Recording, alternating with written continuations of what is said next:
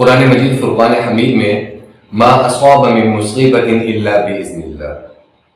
کوئی بھی مصیبت، کوئی بھی آزمائش، کوئی بھی تکلیف جو ہے وہ اللہ کی مرضی کے بغیر انسان کو نہیں پہنچ سکتی، اور اس کے بہت سے محرکات ہوتے ہیں۔ بعض اوقات اللہ سبحانہ و تعالی انسان کے ایمان کو آزمانا چاہ رہے ہوتے ہیں، بعض اوقات اللہ سبحانہ و تعالی انسان کے ضرب کو آزمانا چاہ رہے ہوتے ہیں کہ میں انعام و اکرام دے کر بھی نوازے گا اور ان کو چھین کر بھی نوازے گا۔ تو سوال کے مطابق کہ مصیبت یا تکالیف میں تو میرے بھائی آسان ترین طریقہ ہے آپ باوضو رہنے کی کوشش کریں، اور اس کے بعد 2 رکعت صلاۃ الحاجت،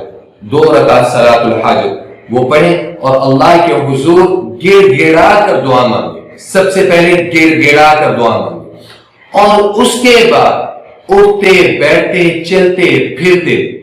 ایک تسبیح استغفار کی، استغفر اللہ استغفر اللہ استغفر اللہ، اور ایک تسبیح لا حول ولا قوت الا باللہ، لا حول ولا قوت الا باللہ اس کی،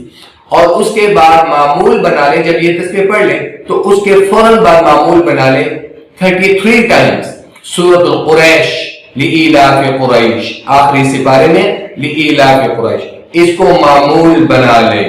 اللہ سبحانہ و تعالی ہر قسم کی مصیبت، ہر قسم کی پریشانی، ہر قسم کی تکلیف سے اللہ سبحانہ و تعالی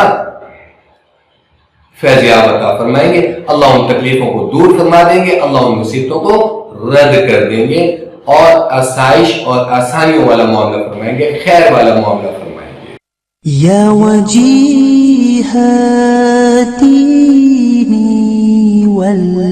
والکرامی وحلیف العلم والحکم